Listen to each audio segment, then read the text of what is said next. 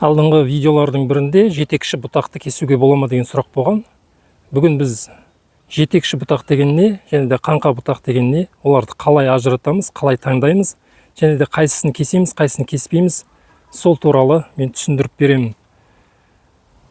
Мына жерде екі түп алма ағашының мысалында қазір көрсетемін және де түсіндіремін. Жалпы кескен кезде кесу керек екен деп бет алды кесіп тастауға болмайды.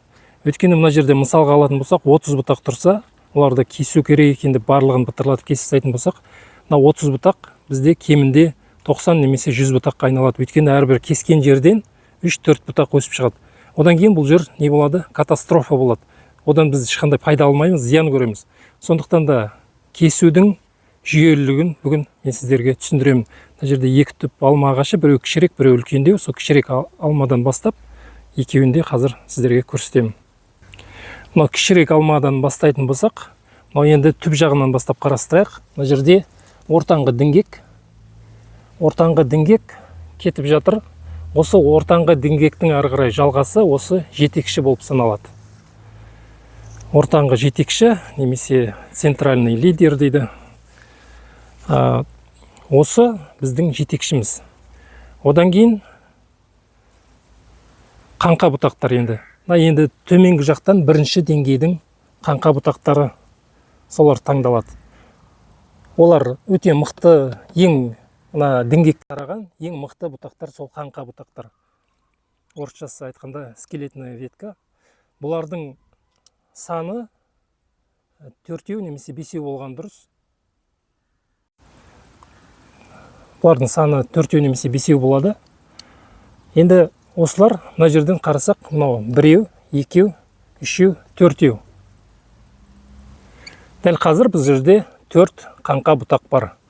Енді кескен кезде қалай кесеміз? Осы қарап алыңыздар, мынау 1, 2, 3, 4.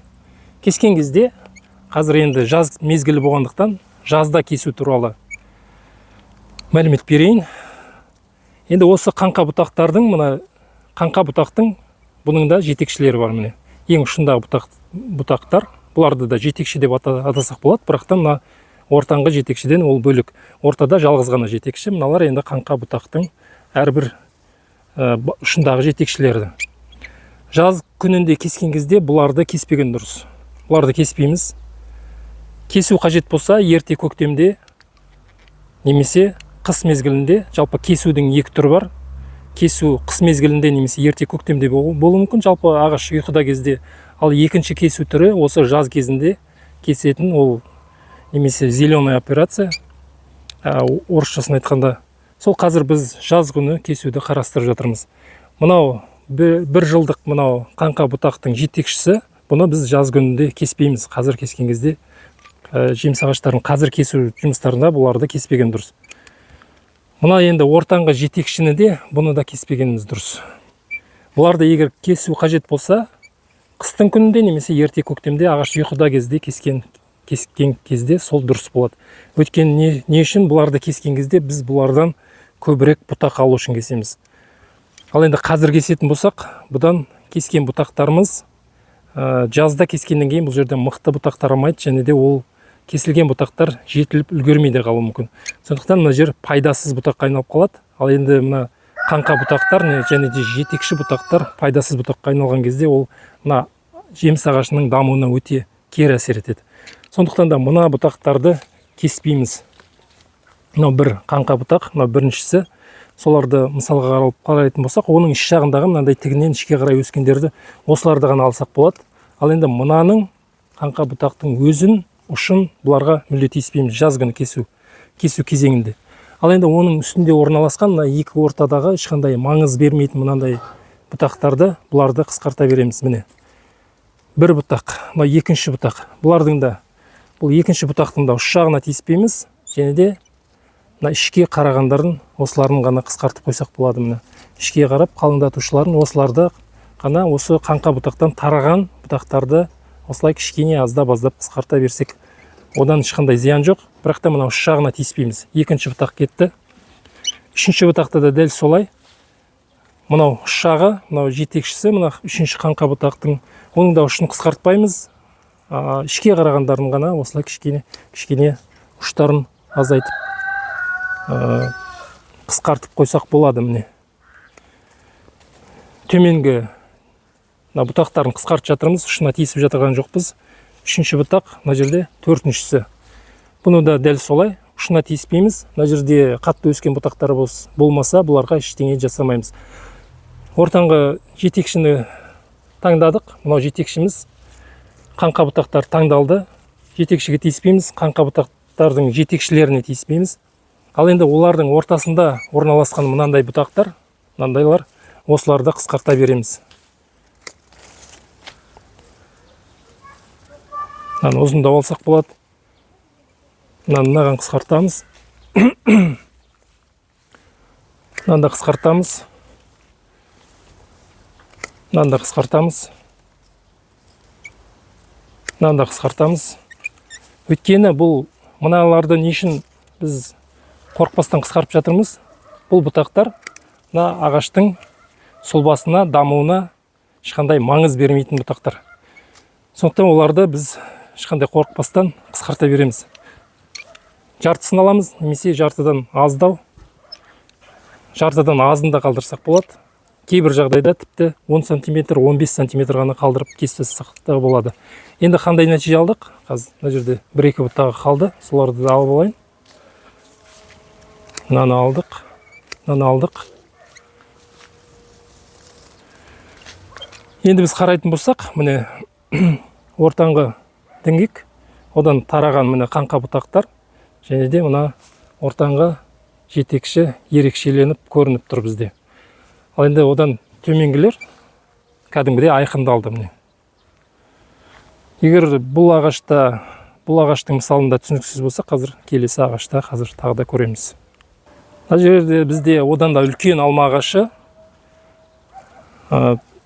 Бұның да жетекші бұтақтарын және де қаңқа бұтақтарын таңдаймыз, және де артық бұтақтарды қысқартамыз. Қазір төмен үш жақта қарасақ, міне жетекші тұр. Ортаңға міне жетекші лидер, оған тиіспейміз. Ал енді төмен жақта міне скелетный қаңқа бұтақтар. Мынау біріншісі, мынау екіншісі деп алсақ болады. Үшеу, төртеу, бесеуге дейін. Мынаны бесіншісіне қалдырсақ болады. Мына жерде мықтырек өскені бар, міне түптен тарап тұр. Одан кейін бұлай тартып қараған кезде міне ішке қарай өсіп жатыр. Осындайларды түбінен алып тастаймыз. Міне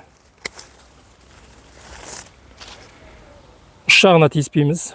Ұшын қалай бар, солай қалдырамыз. Ал енді мына жанындағы бұтақты, оны қысқартсақ болады, жартылай қысқартамыз. Бұлай қаңқа бұтақ өсіп тұрса, соның түбінен тараған, сонымен өсу күші бірдей болған екі бұтақ қалдырмаймыз. Егер де мынау қуып жетіп бара жатса, мынаны қысқартамыз, мына жетекшіге бағынышты етеміз, төменде орналасқан бұтақтарды. Мынаумен жұмыс істедік. Келесі, бұл жерде бәрі дұрыс, бұл жерде кесетін ешқандай нәрсе жоқ.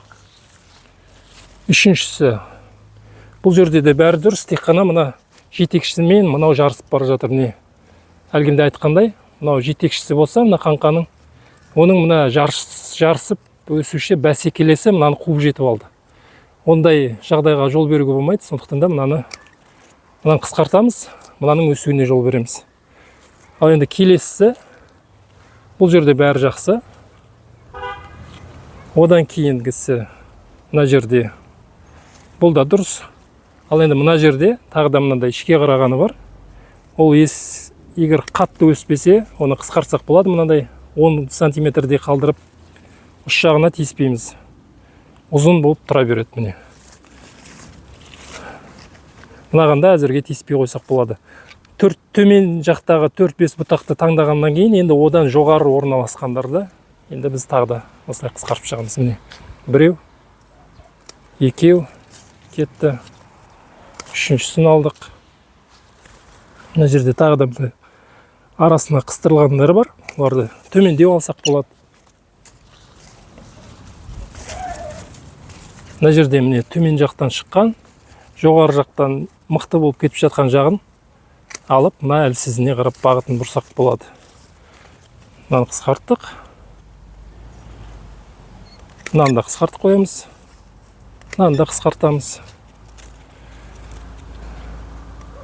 Келесі бұтағын да қысқартамыз.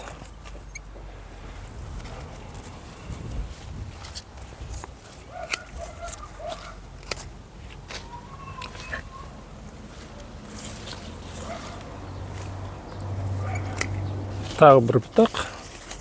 Келесі бұтақ. Одан кейінгі тағы бір бұтақ. Жерде енді біреуі қалды. Біреуін алып тастаймыз. Сонымен мына жерде болды міне. Біз бұл кесумен не жұмыс жасадық? Мына төменгі, мына қаңқа мықты өсуші, ең жуандығы жағынан да ең мықты болу қажет бұтақтарды біз ерекшелеп алдық.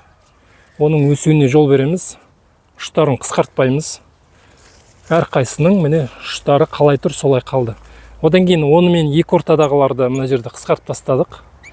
Сонымен қоса мына жерге күн сәулесі ортаға түсуіне жол аштық, және де мына ортаңғы жетекшіге әзірге тиіспейміз. Жетекшілермен жұмыс істеу көктем кезінде олармен жұмыс істеген дұрыс болады. Ерте көктемде немесе қыс мезгілінде ағаш ұйқыда кезде кескен дұрыс болады.